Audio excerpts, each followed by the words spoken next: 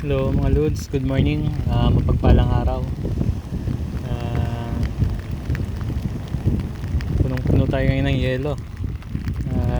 Pangalawang araw po tayo ngayon na hindi nakapag-deliver. Buti na lang may tumawag. 10 piraso. Kahit pa paano di tayo masisiro. Ito gagawin ko na siyang 12 kasi madami naman tayong stocks sobrang sama pa rin kasi ng panahon ngayon dito sa Bicol. Dito sa lugar namin hindi makapagpalaot yung mga mangingisda kaya matumal ang isda.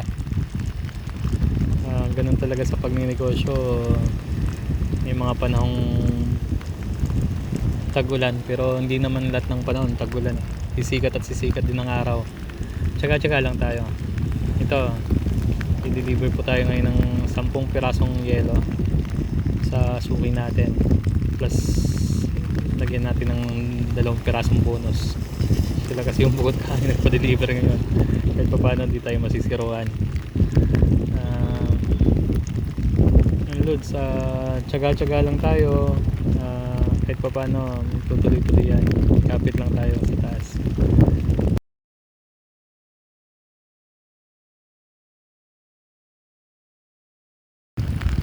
Tulad nga po Lods ng sinabi ko sa unang vlog, maraming parang para kumita, masid-masid lang tayo.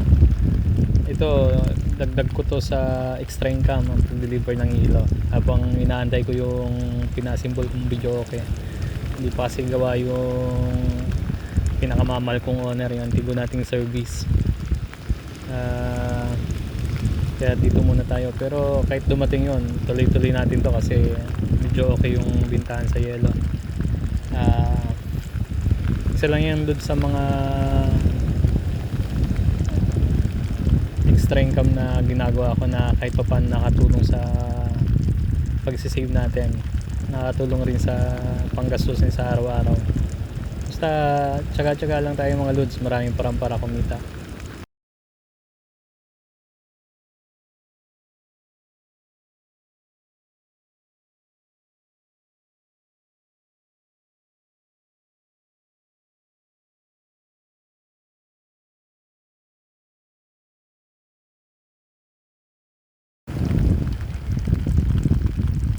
Ito, papunta tayo ngayon sa palengke.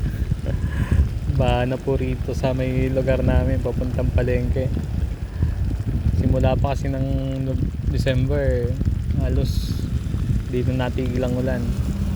Laging masungit yung panahon.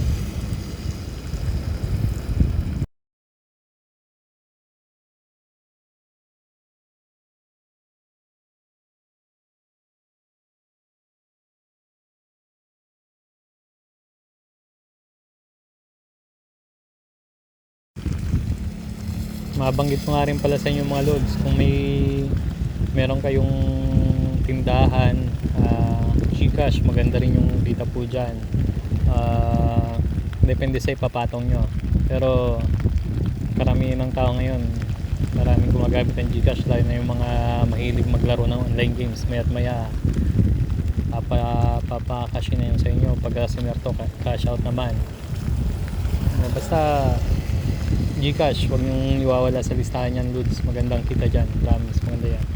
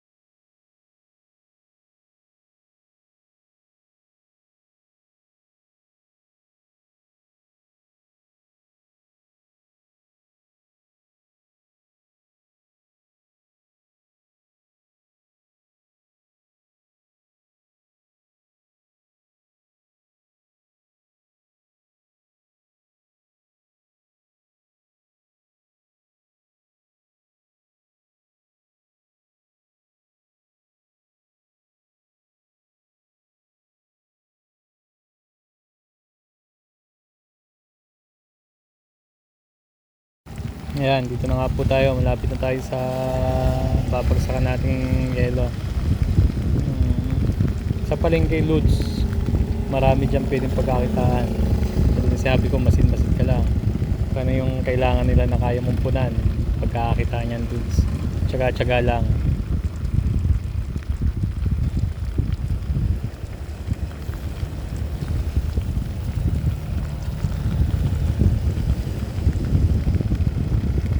Dito na nga po tayo sa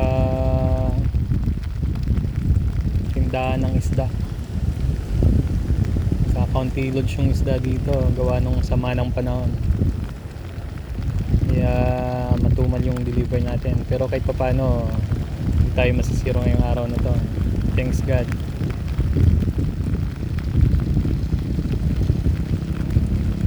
Yan po, so, kaunti lang po yung nagtinda ngayon ng isda gawa nung walang supply. Then loads sa yelo may bera. Tsaga-tsaga lang tayo ng mga babagsakan. Tsaka pagaling po natin makinig kay Searching Kitan, tsaka kay Boss RDR. Marami po tayong matututunan dyan, lalo sa pag-iipon, kung paano mag-start ng negosyo. Tsaka marami po tayong matututunan. God bless po mga Lods. Ingat po tayo lagi.